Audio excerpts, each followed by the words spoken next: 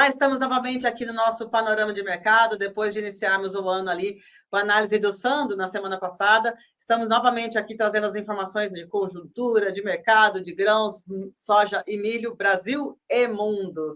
E para isso a gente conta sempre com os nossos parceiros, analistas aqui da Coopermota e da Stonex.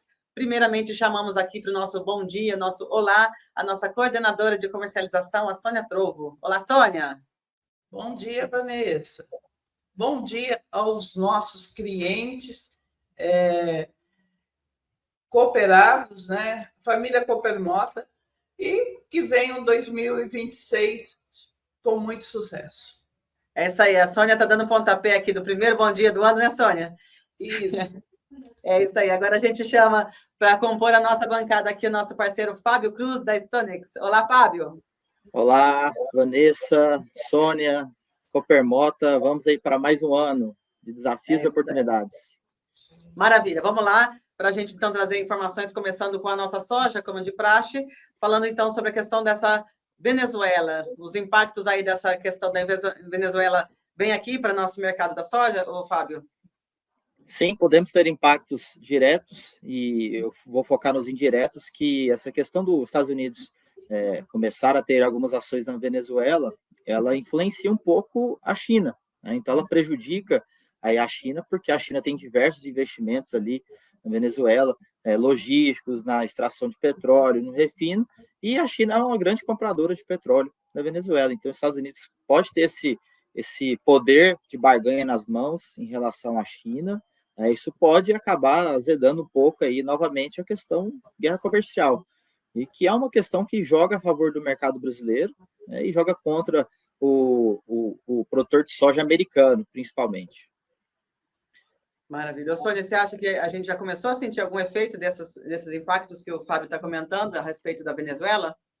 Ô, Vanessa, no caso da soja, a Venezuela não é um player forte de peso na soja, mas se olhar assim indiretamente, ela é responsável por 1% na exportação mundial da ureia. Isso pode impactar um pouquinho, tá? As margens do produtor, que já continua apertada, tá? Com relação ao mercado em si, por enquanto, eu acho que não, tá? Por enquanto, não. A gente tinha, assim,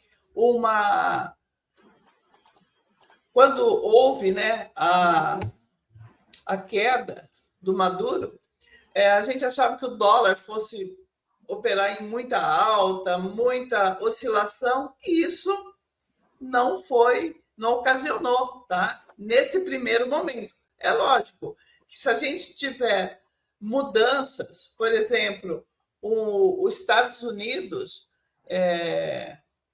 como parceiro, isso aí um parceiro cooperativo, isso pode trazer uma melhora nos preços do petróleo e, consequentemente, uma melhora nos fretes marítimos. Mas isso é a longo prazo. Nesse primeiro momento, não houve muita mudança.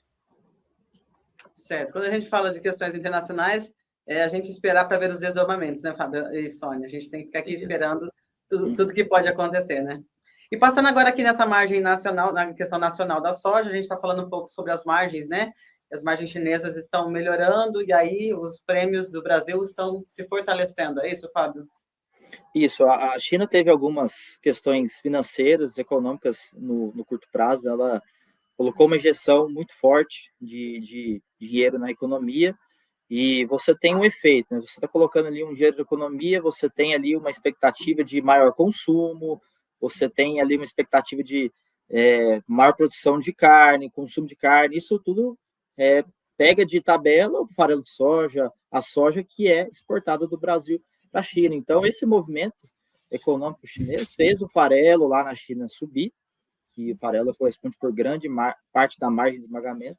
A margem de esmagamento chinesa, que vinha até então ruim, ela melhorou, e isso trouxe ali uma capacidade da China de pagar um pouco mais pela soja brasileira. Esse efeito vem no prêmio. Então, nessas últimas Essa última semana, praticamente, a gente tem aí uma soja Porto, base melhorando com prêmio, em torno de R$ 2, R$ 3 por saca. Então, uma oportunidade aí que o produtor tem no curto prazo aí, com essa melhora de margem da China e capacidade de poder pagar um pouco mais pela soja brasileira. Uhum. E essa melhora do prêmio já está sendo sentida aqui para os nossos produtores, Sônia? Vanessa, toda a comercialização de soja, falando nesse momento, a gente tem na verdade, uma empresa que precisa cumprir o programa de exportação, mas essa trade, ela até pagou um preço um pouquinho melhor, mas com entrega até 15/1, tá? Se estendeu, então é muito curto esse prazo de entrega em relação a esses preços um pouquinho melhor. No geral, Vanessa, o que nós vimos uns preços bem debilitados, no caso da exportação. Por exemplo, eu acho que está mais em cima do dólar, que nós tivemos no final do ano, um câmbio que trabalhou de 5,54 a 5,60, isso na última semana de dezembro, e hoje a gente está com uma cotação, essa semana, de 5,35 a 5,40. Então, o que a gente tem estou falando agora, no spot, tá, Vanessa? Só spot. É um preço um pouquinho melhor para spot. Soja para embarque em fevereiro, já com os preços um pouquinho menores. Entendido. São as variações aí. Agora a gente passa, então, para falar um pouquinho do milho, que a gente tem aqui a demanda nacional do milho, que a demanda está amenizada, e os nossos estoques continuam altos, né, Fábio? Isso, agora no fim do ano, viramos a chave 2026, e a gente observa que são cooperativas, cerealistas, no geral, no Brasil, com muito milho ainda em estoque. A comercialização brasileira de milho, ela está ali em torno de 70%, alguma coisa assim. Ela deu uma travada nos últimos dias, nesse finalzinho de ano, e existe muito volume para ser comercializado ainda. E esse volume ele precisa sair desses armazéns aqui nos próximos um mês, praticamente, que você começa a virar toda a logística para a soja. Então, o movimento foi de uma amenização. Eu vou falar assim, a demanda conseguiu comprar ali um tanto bom para passar o fim de ano, começo de janeiro, e o estoque é alto, o produtor, de certa forma, ele pode entrar ali numa questão logística que prejudica ele. Ó, se ele começar a vender milho agora, tem que vender muito milho, muita oferta, acaba pressionando o preço. Então, é um desfecho que pode acontecer aí. E como está se portando aqui o nosso mercado interno, na nossa região, Sônia, a respeito do milho? Vanessa, nós iniciamos, falando a nível de Brasil, nós iniciamos 2026 com o maior estoque nos últimos 6 anos. O que a gente percebe? Ainda no mercado, produtores segurando aí do milho, tentando uma melhora nos preços, que não, eu acredito assim que no curto prazo, agora, nesse momento, talvez não haja. A gente sabe que o atraso da colheita de soja vai atrapalhar um pouquinho o início do plantio da safrinha, tá? Mas o que a gente pode ver, Vanessa, nesse primeiro momento, há uma queda de braço, uma briga de braço seria entre comprador e produtor. Comprador entrando no mercado, comprando estritamente necessário, o vendedor também ainda segurando o milho na nossa região, mas a gente já vê outras regiões trazendo milho devagar, tá? Entrando milhos, principalmente ali na região de Campinas, com um fluxo um pouquinho maior de oferta. Chama a atenção, Vanessa, quando iniciar a colheita da soja, os fretes, eles sobem, geralmente sobem, e aí o fluxo de milho de fora diminui. Aí pode ser que haja alguma melhora, mas nesse momento o que nós temos é um mercado bem estável. A Sônia já começou a falar alguma coisa a respeito disso, o Fábio, mas a questão das chuvas, você acha que elas podem aí atrapalhar o início do plantio aí do milho agora no final do ano, final do mês? Sim, se a gente olhar a previsão hoje, ali a partir do dia 21 de janeiro, você tem chuvas ao longo de 3 semanas praticamente. E Centro-Oeste, que é o principal ali produtor de milho safrinha. Então, é um risco que existe, o mercado ele não consegue precificar isso muito antes, por conta de clima muda muito fácil, mas o clima ele vem chegando perto ali da data e vem mostrando essas chuvas. Então, o Mato Grosso, apesar de ter começado sua colheita, alguns estados ali, região de pivô, você tem um forte da colheita ali depois do dia 15, do dia 20 de janeiro. Então, vai coincidir essas chuvas com essa colheita. Pode atrasar o plantio de milho. Então, você tem um estoque alto disponível, o preço está estável, mas você tem o risco da maior parte do milho que é produzido no Brasil, que é safrinha, atrasar esse plantio, e isso significa risco. Então, esse risco acontecendo, ele sendo contabilizado, ele traz, sim, questão de oportunidade de preço para quem é vendedor. Então, são coisas que a gente vem acompanhando. Em contrapartida, aqui a nossa região, Sônia, está com a questão do clima, vai indo bem, né?